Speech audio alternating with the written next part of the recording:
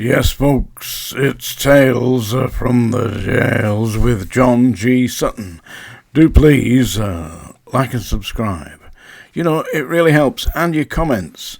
I like your comments. Questions, you go for it. Oh, and by the way, on the 27th of May, that's Tuesday, the 27th of May, at 7 p.m, we'll do a live broadcast here for a full hour starting 7 p.m. on the 27th of May, Tuesday the 27th of May.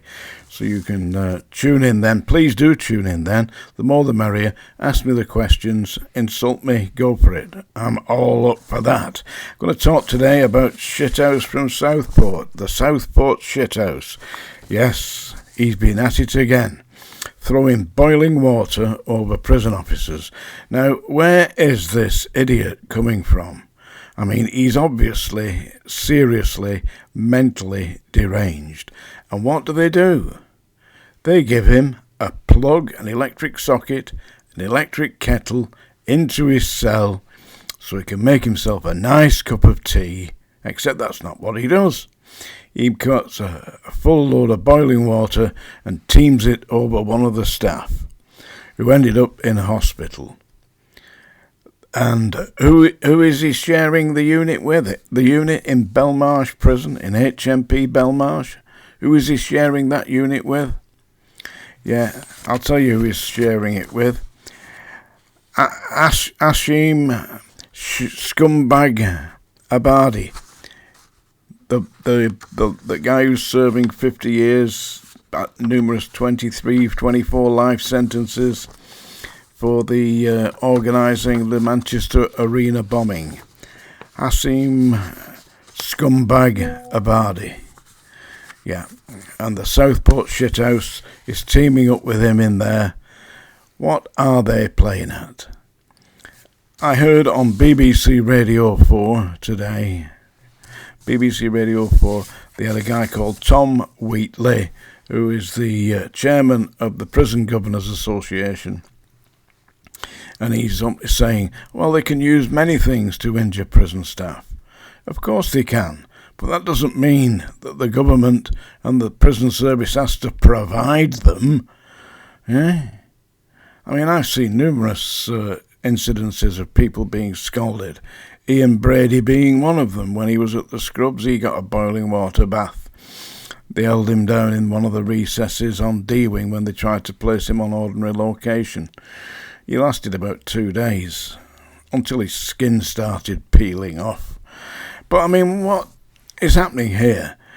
We had Tom Wheatley. Tom Wheatley, as I mentioned this name before, he is the chairman of the Prison Officers, the Prison Governors Association, and he's saying he said, I heard him on BBC Radio 4 this morning. He was on about 8 o'clock, about 8:15. Yeah, he was saying that, the prisons, it's difficult to recruit prison staff because it's a dangerous job and the pay rates have fallen behind inflation. The pay rates, you can't live on the pay rates. I mean, back in the 70s and 80s when I was there, I worked, and I agree I worked long hours, but I did work, and my wage was sufficient to enable me to purchase a house, to look after my wife and family, which was the reason that I was in the prison service in the first place. I wasn't in there to score points or to swagger around in a uniform with a big stick torturing inmates. None of that nonsense. I was there to actually earn a wage. But today, it's virtually impossible to earn a living wage in the prison system that's paying you the basic rates. So where are they going with that? And the idea that they're allowing the Southport Shithouse to have his hands on appliances like kettles and boiling water when they know what this man is.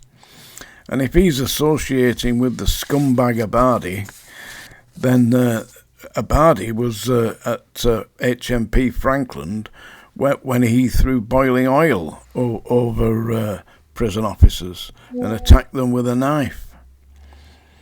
So they know what they're getting. They know what they've got their hands on.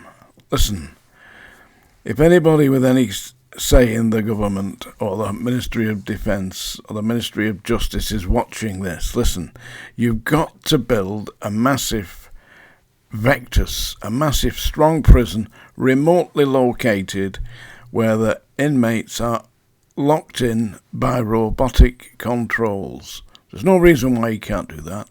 Why put innocent officers into situations where they're going to be injured? And you know that they are going to be injured because statistically that is exactly what will happen.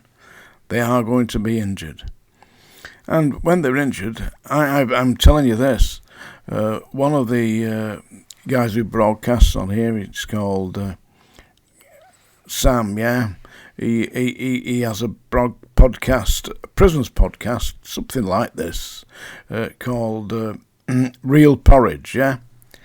He served as a prison officer way after my time, but he was medically retired from the prison system, but he didn't get any kind of remuneration, no retirement package, no pension out of that. They absolutely destroyed his confidence and reduced him. And for that, they just opened the gate and out you go. There's no wonder they cannot recruit to the prison service. And I've previously gone through this where they've been recruiting prison officers directly from Nigeria. Come on. And the people that they're getting from Nigeria are still paid a basic rate to the extent that they can't afford to rent a house. So what they're doing, and this was from the Telegraph, the Daily Telegraph, the Nigerian officers who were working in the prison system are actually using tents in a wooded area, so they've got like an encampment.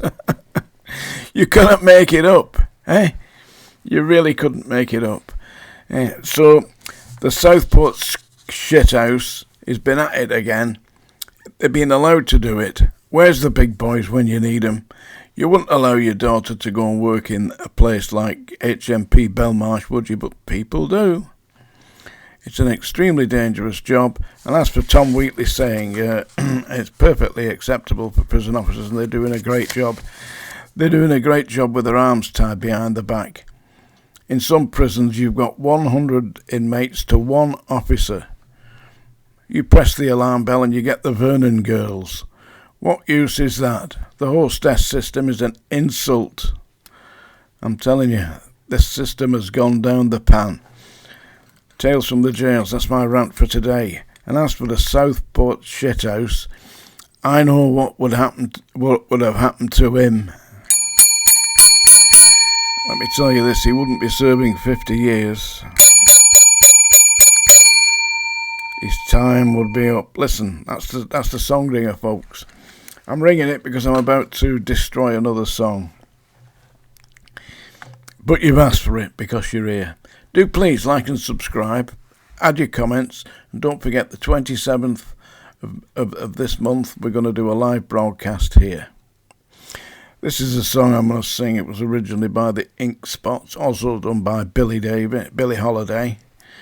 I like Billy Holiday, so I'm going to do the Ink Spots version of I Cover the Waterfront. It ain't going to be very good. You can bet your socks on that. I cover the waterfront, I'm watching the sea. Will the one I love be coming back to me? I cover the waterfront in search of my love, and I'm covered by a starlit sky above. Here am I, patiently waiting, hoping and longing. Oh, how I yearn. Where are you? Have you forgotten? Will you remember will you return? I cover the waterfront, I'm watching the sea. Will the one I love be coming back to me? Here am I, well, I'm patiently waiting, hoping and longing.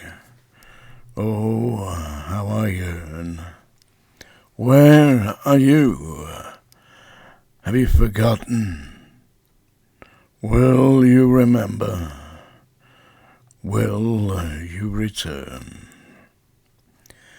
I cover the waterfront, I'm watching the sea. Will the one I love be coming back to me? Well, if you got that far, I expect Monday morning to see you on A1 landing at 9 a.m. Report sick. Tales from the jails.